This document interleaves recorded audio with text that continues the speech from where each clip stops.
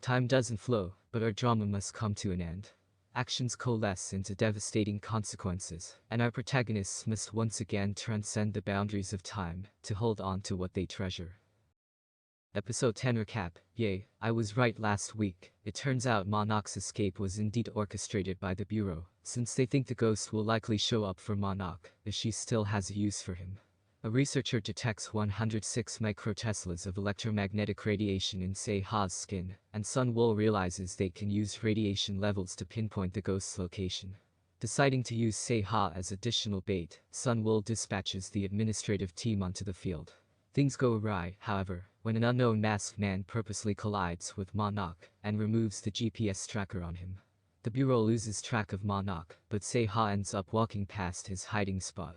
Overcome with traumatic memories at the sight of his father's killer, Monarch lunges at Se-Ha and drives a crowbar into his stomach. He's about to go in a second time for the kill, but luckily Se-Ha is saved by the agents who arrive in the nick of time. They shoot Monarch with a tranquilizer dart, knocking him out. As Se-Ha collapses to the ground, we flash back to a conversation between him and the ghost. Se-Ha asks her, "How many more must die?" And her silence is enough answer, the last one is him. The ghost says that successfully setting up the grid is the only way for the future generations, including hers, to be born. No matter how many times she's tried to find a different path, this is the only one that's worked. Se-Ha asks when his time will run out, and it seems like that moment is now. Bleeding out on the asphalt, tears leak from his eyes as he apologizes to his mother for leaving her behind. By the time Myo-jin and Jong-yi make it to the scene, Se-Ha's no longer alive. The next we see of the ghost, she's observing happy couples in a park when time suddenly stops. It doesn't seem to be her doing, her disc isn't lighting up, and all of a sudden, we're brought back to the moment of Monarch's escape. Except this time, without the ghost and her motorcycle blocking Se-Ike's peripheral vision, she notices Monarch running away. She immediately gives chase, but she loses track of him, and bumps into Se-Ha instead. Immediately tearing off his earpiece and lapel camera, he updates Se-Ike on the Bureau's plan as they walk.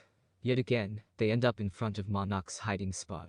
Angered by the visible bruises on Se-Ha's neck from Monarch strangling him, Se-Ike lets out a tirade against Monarch, scoffing that she should have just shot him back then.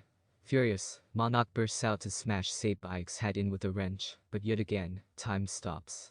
The ghost appears, grabbing Monarch's hand in midair, except the masked man from before suddenly materializes with a flash of blue light, knocking her to the ground.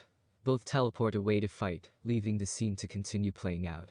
Se-Ha whirls Se-Ike around just as she instinctively fires her gun, and Monarch drops to the ground, dead, but his wrench is bloody. Having been hit in the back of his head, Se-Ha falls to his knees. Tearfully, Se-Ike cradles Se-Ha and urges him to hold on, but it's too late, and he dies in her arms. Above them, the fading grid re-solidifies upon Se-Ha's death. Myo-jin and Jong-yi rush to the scene, barely missing Se-Ha's final moments, but they don't get a chance to grieve before Sun Woo snaps at them through their earpieces. The ghost is next to them. The agents try to shoot, but time stops yet again. Both time travelers' discs flash, and they kneel down next to Se-Ha and Se-Ike respectively. With their discs, they form separate force fields, and the ghost uses that pocket dimension to connect telepathically with Se-Ike, who asks her if she came to save Se-Ha. The ghost doesn't answer, but it seems like a mutual understanding has been reached, and she dissolves the force. After Se-Ha's wake, Myo-jin asks Se-Ike to give him a lift back. There's clearly a lot weighing on his mind, and he asks if she wants to have a drink together, but she turns him down.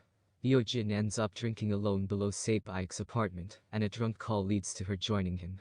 He's clearly affected by Se-Ha's death, and Se-Ike shares what she knew about him. Se-Ike ends up revealing that Myo-jin had died in a previous timeline, and he realizes that it explains the day she suddenly called him to ask if he was okay. Finally recognizing that both of them still care deeply for each other, he reaches out to hold her hand, and they share a gentle kiss. A year later, Se-Ike is now stationed in the countryside, where she lives with her baby daughter Bile. She happens to look at the clothes hanging on the washing line, and she realizes it's the exact scene she had a momentary vision of when the ghost's disc made contact with her arm. Just then, a car pulls up outside her house, and it's Myo-jin. With no preamble whatsoever, he tells her that she needs to leave with him immediately, and that he'll explain on the way. Myo-jin calls Bile by name, leading Se-Ike to ask how he knows her daughter's name. Hyojin replies that she did, and that's enough to get Seibai to go with him.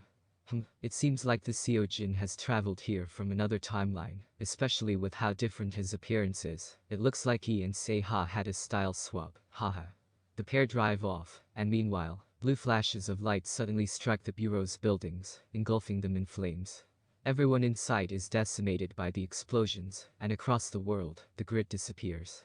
Elsewhere, the masked man from before reports to his boss that the grid has been wiped from all times and layers. You never know, says his boss, turning around. It's you, J-Mine. We got a Forest of Secrets cameo. The camera pans to reveal the ghost lying unconscious on a stone slab, and Yu's character repeats yet again that one never knows, is there truly ever an end?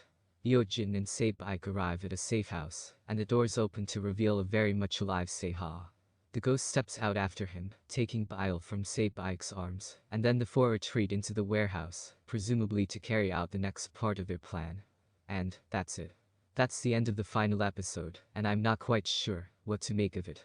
Well, I did enjoy Yu Jae-myung's cameo out of pure nostalgia. I wonder if introducing him and the masked man so late in the game was truly necessary, especially since no mention had been made of them before.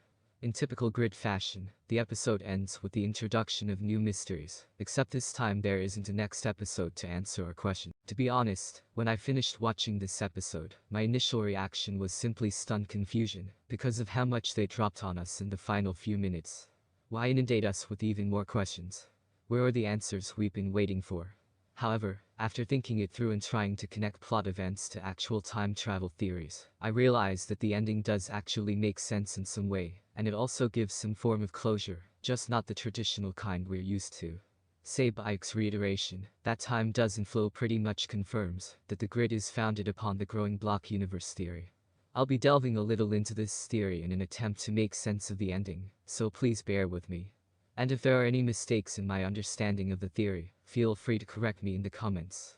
In order to understand the growing block universe theory, we need to distinguish the now from the present. The now is the moment of time we are currently experiencing, i.e. it is subjective and relative.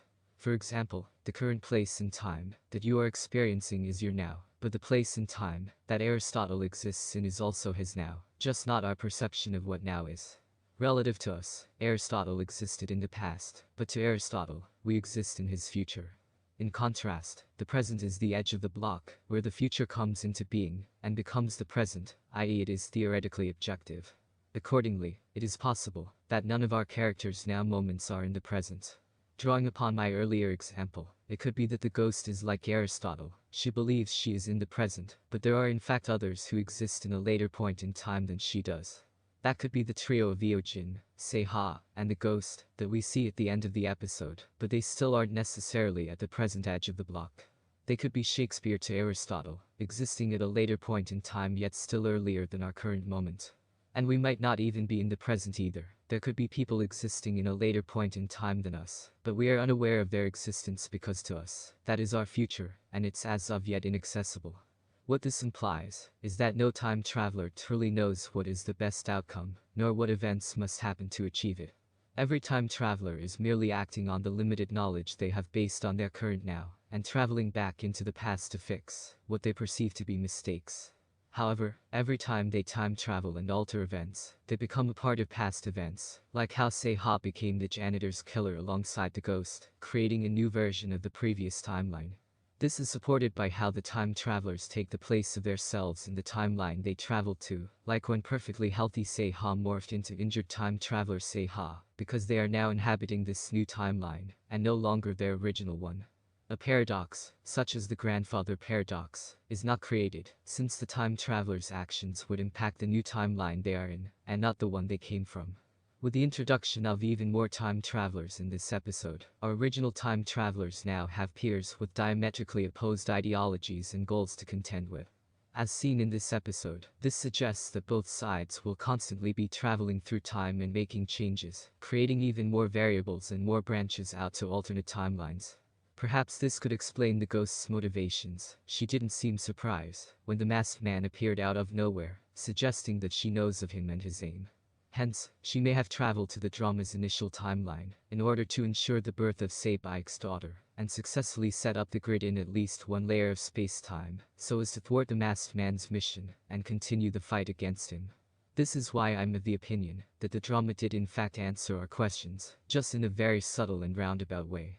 Its closure comes not from a neatly wrapped-up ending, but from the acknowledgement that there will never truly be an end to time travel and all its timelines. Our drama ends here, but these characters' journey will continue on in an infinite number of possibilities. I suppose this means that the drama draws upon both the growing block universe theory as well as the multiverse theory, which really is a lot to wrap one's head around. I'm not a physicist, nor do I claim to be an expert in time travel theories, so if you have any refutations or rebuttals, please go ahead and bring them up in the comments. I'd love to hear your thoughts. In any case, this drama was definitely an interesting one to cover. I'm sure we all have our gripes with it, many of which we've voiced over the course of its broadcast, but I'd like to use this space to appreciate it for its strengths. By no means was this a perfect drama, and I'm still disappointed by the potential it failed to deliver on. Still, I enjoyed how layered the plot was, and I found the characters' conflicts quite compelling. Their clashes arose from incompatible goals that stemmed from the beliefs they held, which were shaped by their past experiences, many of which were influenced by one another through time traveling, thus bringing the conflicts full circle.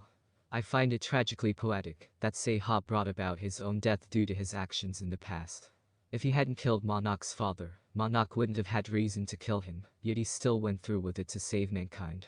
It's just as Sebaik said. Seha spent his life through so many different timelines, losing his loved ones, watching his family be used by the Bureau, and even sacrificing himself at the end of it. From the very beginning, when his goal was to uncover the truth of his father's death, he hadn't been able to truly live for himself. That's why even though I expected Seha to show up again in some capacity, I was still happy to see him appear at the end. It's a small reassurance that in another timeline, Seha was able to live out his life even just a little bit longer, and hopefully a little bit happier too.